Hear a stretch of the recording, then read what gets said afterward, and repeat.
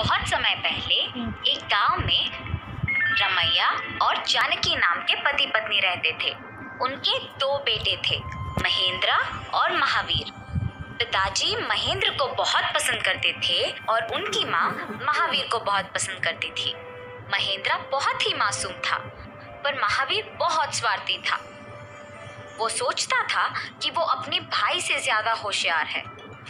रमैया खेती करके अपने परिवार का देखभाल करता था। एक दिन रमैया अपने दोनों बच्चों के लिए नए कपड़े खरीद के लाता है। पहले अपने पसंदीदा बड़े बेटे को कपड़े देता है और फिर अपने छोटे बेटे को कपड़े देता है। पर महावीर को अपने बड़े भैया के कपड़े अच्छे लगते हैं। पिताजी, मुझे भैया को दिए हुए कपड़े अच्छे लगे, मुझे वही चाहिए। महेंद्र को अपने छोटे भैया से बहुत प्यार था, इसीलिए वो अपने कपड़े उसको देने का सोचता है। पिताजी, महावीर को मेरे कपड़े अच्छे लगे तो उसी को लेने दीजिए, मैं उसके कपड़े ले लूंगा। महावीर के पसंदीदा कपड़े मिलने पर वो खुश हुआ। ऐसे ही कुछ सालों में महेंद्र और महावीर दोनों बड़े हो जाते हैं और रमैया को दृष्टि की समस्या आ जाती है, जिसकी वजह से काम नहीं कर पाता था और घर पे ही रहता था। मेरी पत्नी को हमारा छोटा बेटा बहुत पसंद है, तो मेरे जाने के बाद वो मेरे नाम की सारी संपत्ति उसके नाम कर देगी। इससे पहले मुझे ही संपत्ति सारा उन दोनों के बीच में बंटवारा करना होगा। महेंद्र, महावीर, जी पिताजी, मैं आज मेरे संपत्ति को तुम दोनों के नाम करना चाहता हूँ। जाओ, जाके संपत्ति के कागज लेके आओ। मेरे बड़े भैया को मुझ पे पूरा भरोसा है, कुछ भी करके सारा संपत्ति मुझे अपने नाम करवाना होगा। भैया, आपको कैसी है क्षमा? आप वही पिताजी के पास रहिए, मैं लेके आता हूँ कागज। ठीक है, जो तेरी मर्जी। महावीर अपनी स्वार्थी बुद्धि से अपने भैया के साथ प्यार भरी बातें करके चालाकी से सारी संपत्ति अपने नाम करवा के लेके जाता है। पिताजी, आपकी इच्छा के अनुसार मैंने आपके संपत्ति को बराबरी से हम दोनों में बंटवाया है। ये महावीर तो मतलबी इंसान है, प्यार का नाटक करके सारी संपत्ति उसके नाम करवा लिया होगा। पर ये महेंद्र को अपने भाई पे पूरा भरोसा है। महेंद्र, जरा अपने भाई के लाए हुए कागजों पे जो लिखा है वो पढ़ के सुनाना बेटा। पिताजी, जैसे अपने चाहा महावीर ने वैसे ही किया। अब वापस पढ़ के सुनाने की क्या जरूरत है? मुझे अपने भाई पे पूरा भरोसा है। ठीक है बेटा, तुम्हारी मर्जी। ऐसे कहके रमैया संपत्ति के कागजों पे बिना कुछ सोचे अपना हस्ताक्षर कर देता है। महावीर बड़े खुशी से कागजों को ले लेता है। हा हा हा, अब इस पूरी संपत्ति का मालिक मैं हूँ। क्या कह रहे हो तुम महावीर? भैया, मुझ पे पूरा विश्वास करके सारी संपत्ति के कागजों पे पिताजी के कहने पर भी बिना पढ़े उनके हस्ताक्षर करवा के सारी संपत्ति मेरे नाम करवा दिया आपने। मुझे यकीन नहीं हो रहा है कि संपत्ति के लिए तुम ऐसे धोखा दोगे। रमैया को अपने दोनों बेटों की बातें सुनकर बहुत बुरा लगता है। बुरा मत मानिए पिताजी, मुझे तुम दोनों संपत्ति से बहुत बढ़कर हो। महावीर संपत्ति के कागज लेके अपने माँ को बिन बताए वहां से चला जाता है।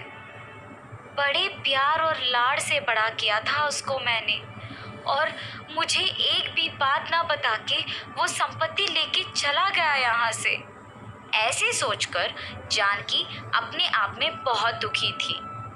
संपत्ति के ना होने पे महेंद्र अकेले मेहनत करके पैसे कमा के अपने माता पिता की देखभाल करते खुश रहता था। महावीर अपने पिताजी के दिए हुए संपत्ति से व्यापार शुरू करके उस संपत्ति को दुगना करने की सोच में पड़ जाता है। ज्यादा पैसे कमाने के लिए कौन सा व्यापार शुरू करना चाहिए, इस सोच में पड़ जाता है। हाँ ठीक, चावल व्यापार शुरू करूंगा मैं। चावल की जरूरत तो सबको है। ये सोचकर वो चावल की थैलियों को खरीदने जाता है। एक चावल के थैली कितने का है? इस चावल का थैली का दाम आने वाले साल में 2 गुना बढ़ जाएगा, लेकिन कम तो नहीं होगा। अगर इसके पास मैं सारे चावल के थैली खरीद के अगले साल बेचूंगा तो मेरा संपत्ति दुगना हो जाएगा। अरे भाई साहब, कुछ बोले बिना क्या सोच रहे हो आप? क्या सच में चावल के थैली का दाम अगले साल 2 गुना बढ़ जाएगा? हाँ भाई साहब, सच में इस किस्म का चावल आपको बाजार में आसानी से नहीं मिलेगा। अच्छा, तो मुझे आपके दुकान के सारे चावल के थैली बेच दीजिए। ऐसे कहकर महावीर उन सारी थैलियों को खरीद के एक दुकान भी खरीद के उसमें रख देता है। अगले साल आकर उन थैलियों को बेचकर अपना संपत्ति दुगना करने की सोचता है। जैसे उस दुकानदार ने कहा था, वैसे ही थैलियों का दाम 2 गुना बढ़ जाता है और उस दुकान में सहायकों को भी काम पे लगा देता है महावीर। महावीर के दुकान के अलावा कहीं और उस तरह का चावल आसानी से ना मिल पाने के वजह से बहुत लोग वहां से खरीदते थे, मगर चावल के थैलियों को ठीक तरह से नहीं रख पाने के वजह से चावल का गुणवत्ता गिर जाता है और अक्सर चावल खराब भी हो जाता था और खरीदार सारे थैलियों को वापस दुकान लेके आते थे। इतना महंगा चावल का थैली खरीद रहे हैं और उसमें कीड़े भरे हैं, ये क्या है जी? आप अपना थैली ले लो और मुझे मेरा पैसे लौटा दो। हाँ हाँ, हमारी भी थैलियाँ ले लो और हमको हमारे पैसे लौटा दो। सारे खरीदार के चिल्लाने पे महावीर डर जाता है और थैलियाँ लेकर उनको उनके पैसे लौटा देता है। सोचता है कि बाकी के थैलियाँ तो बिकेंगे, पर देखने पर पता चलता है कि वो भी वैसे ही है। ये देख महावीर दुखी होता है। ये सब मेरे स्वार्थ के वजह से हुआ है। अगर तभी मैं इन थैलियों को बेच देता तो ये स्थिति नहीं आती। कम से कम मेरा ये तकलीफ बांटने के लिए भी कोई नहीं है। माँ, पिताजी और भैया को धोखा देकर जो संपत्ति लाया हूँ उसको भी नष्ट कर दिया मैंने। ऐसे ही थोड़े दिन बीत जाते हैं और महावीर की स्थिति और भी बिगड़ जाती है। उसके पास खाने के लिए भी पैसे नहीं होते हैं और वो अकेला पड़ जाता है। दूसरी तरफ उसके बड़े भैया निस्वार्थ के वजह से खुशी खुशी जी रहे होते हैं। व्यापार में लाभ आने के कारण अपने माता पिता की अच्छी देखभाल करता है। महावीर को अपने गलती के एहसास होता है। अकेलेपन से थक के अपने परिवार वालों से माफी मांग के अपने घर वापस जाने की सोचकर घर चला जाता है। अपने छोटे बेटे के घर आते देख जानकी बहुत खुश होती है। महावीर उसकी दुखी कहानी सुनाकर माफी मांगता है।